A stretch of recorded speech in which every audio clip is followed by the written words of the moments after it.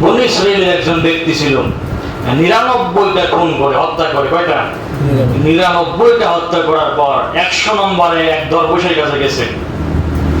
দরবেশের কাছে গিয়ে বললো যে হুজুর, আমি তো 99টা হত্যা করেছি, আমার জন্য কি কোনো ক্ষমা আছে কিনা, তওবা আছে কিনা আমার জন্য?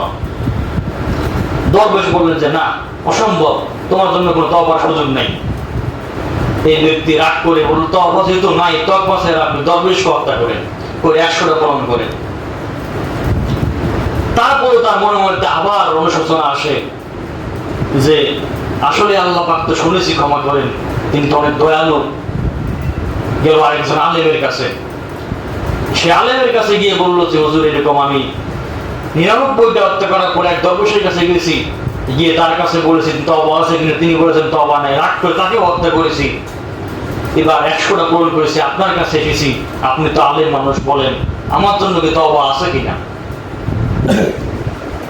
সে আলেম বলে দিলেন, হ্যাঁ, আল্লাহ পাক তোমাকেও ক্ষমা করে দিতে পারেন, তবে তোমার সত্য হচ্ছে তুমি যে এলাকায় থাকো সেই এলাকা পরিত্যাগ করতে হবে, অন্য এলাকায় যেতে হবে, তোমাকে হিজরত করতে হবে।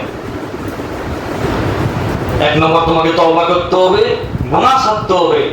2 নম্বর তোমাকে এই এলাকা পরিত্যাগ করা লাগবে, অন্য এলাকায় যেতে হবে। এই ব্যক্তি তওবা করে আলেমের কথা অনুযায়ী রওনা হলো পার্শ্ববর্তী এলাকায় যাওয়ার জন্য, হিজরত করার জন্য।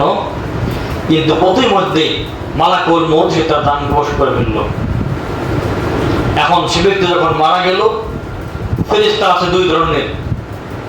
জাহান্নামে যারা যাবে তাদের এক ধরনের ফেরেশতা এসে তাদের রূহটা নিয়ে যায়, আর যারা জান্নাতে যাবে তাদের রূহ নিয়ে যায় আরেক ফেরেশতা।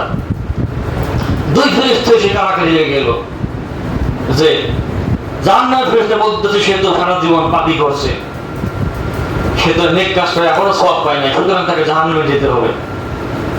জান্নাতের ফেরেশতা এসে বলতেছে যে না, সে তো তওবা করেছে এবং সে নিজের এলাকা পরিত্যাগ করে আল্লাহর কথা অনুযায়ী অন্য এলাকায় যাওয়া শুরু করছে, ভালো লোকের এলাকায় যেতেছে, সুতরাং তাকে তার উপরে জান্নাতে নিয়ে যাব। যখন 2 দল ফেরেশতা যখন কারাগারে লেগে গেল, আল্লাহর কাছে প্রশ্ন করলো যে আল্লাহকে জিজ্ঞেস করি, আল্লাহ পাক কি বলেন? আল্লাহ রাব্বুল আলামিন বলে দেন, আমার ফেরেশতারা শুনে রাখো,